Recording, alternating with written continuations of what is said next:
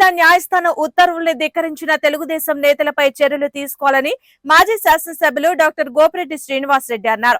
రొంపిచెర్ల మండలం పరగటిచెర్ల గ్రామానికి చెందిన పొలం వివాదంలో కోర్టు ఉత్తర్వులను సైతం ధిక్కరించి ఆక్రమణలకు పాల్పడి పట్టా ల్యాండ్ లో రోడ్డు నిర్మిస్తున్న తెలుగుదేశం పార్టీ నేతలపై చర్యలు తీసుకోవాలని మాజీ శాసనసభ్యులు గోపిరెడ్డి శ్రీనివాసరెడ్డి అడిషనల్ ఎస్పీని మరియు కలెక్టర్ ని కలిసి వినతి పత్రం అందజేశారు. ఈ సందర్భంగా మీడియాతో మాట్లాడారు.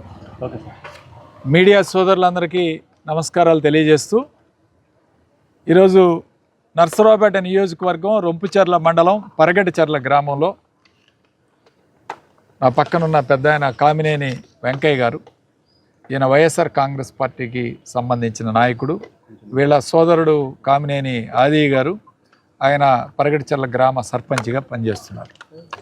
సో వీళ్ళ ఏఎస్ఐ కానిస్టేబుల్ వెళ్ళినా విఆర్ఓ వెళ్ళినా కనీసం వాళ్ళను కూడా బెదిరించి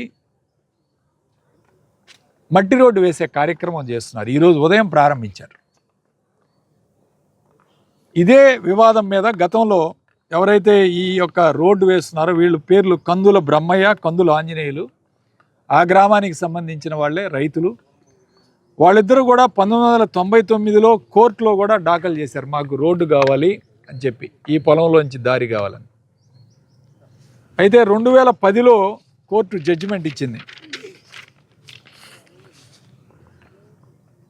In the result, the appeal is dismissed in the circumstances without cost, confirming the judgment and decree of the trial court dated 1/10/99. ఎకరం భూమి ఈరోజు ఆ రోడ్డు కింద పోతుంది. దీని విలువ సుమారు 15 లక్షల రూపాయలు ఉంటుంది.